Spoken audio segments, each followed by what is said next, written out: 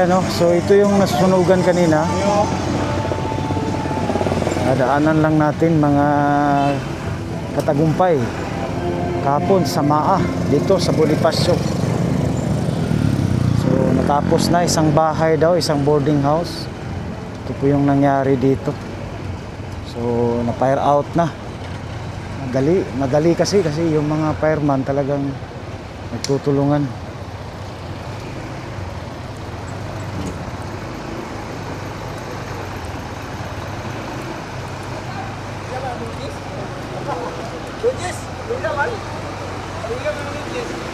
Ayan, so ito yung sitwasyon ngayon dito.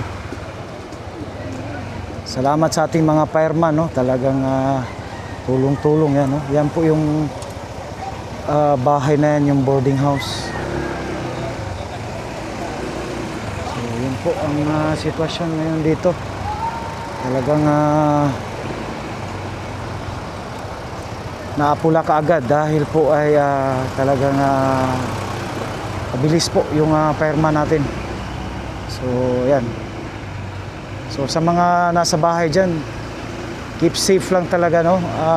Boarding house, mga saksakan sa kwarto, yun po importante, talagang hugutin lang lahat para safety pa kayo, safety po. Yun po ang pinaka-importante.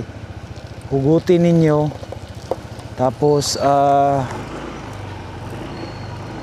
i-unplug talaga. Yun ang importante. Huwag makalimot. Talagang pinaka-ano yan, pinaka pangalan dyan. Number 1 yan. So ito po. So nagsisialisa na po. Naghipos na kung sa Bisaya pa. Nililigpit na po nila yung mga fire hose nila. Dito po sa may Bonifacio Street ito, ha. So kanina po ito nangyari mga anong oras.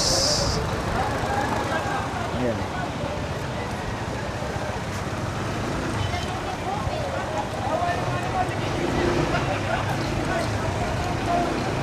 So ito po yung sitwasyon dito ngayon, no? Okay na siya. Salamat sa Diyos na hindi kumalat, no? So isang bahay lang talaga. So yung puno na damage talaga. Ayan. So talagang napakabilis po ng ating mga fireman, no? Mga minuto lang talagang nagsasisidatingan na po yung mga fire truck. Talagang napakarami ng fire truck. Ayan, no? So sa ngayon talagang ito na, clear na. Ayan, so patay na po yung sunog dito, tagumpay.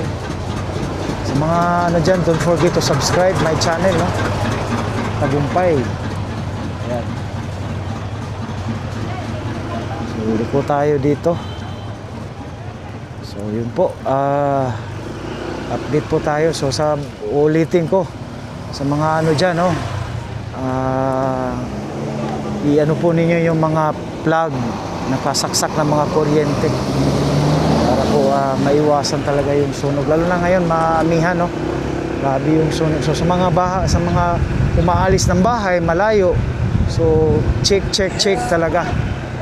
Okay, off nyo talaga yung kuryente. Mas mabuti yung circuit breaker nyo kung malayo yung bahay nyo.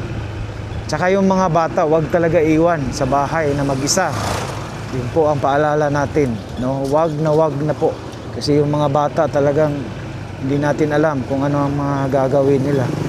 So mas mabuti dalhin na lang para sigurado po. Okay, yun lang po ang ating. So thank you for your watching sa ating channel. Ayan, God bless you as you watch. Bye bye.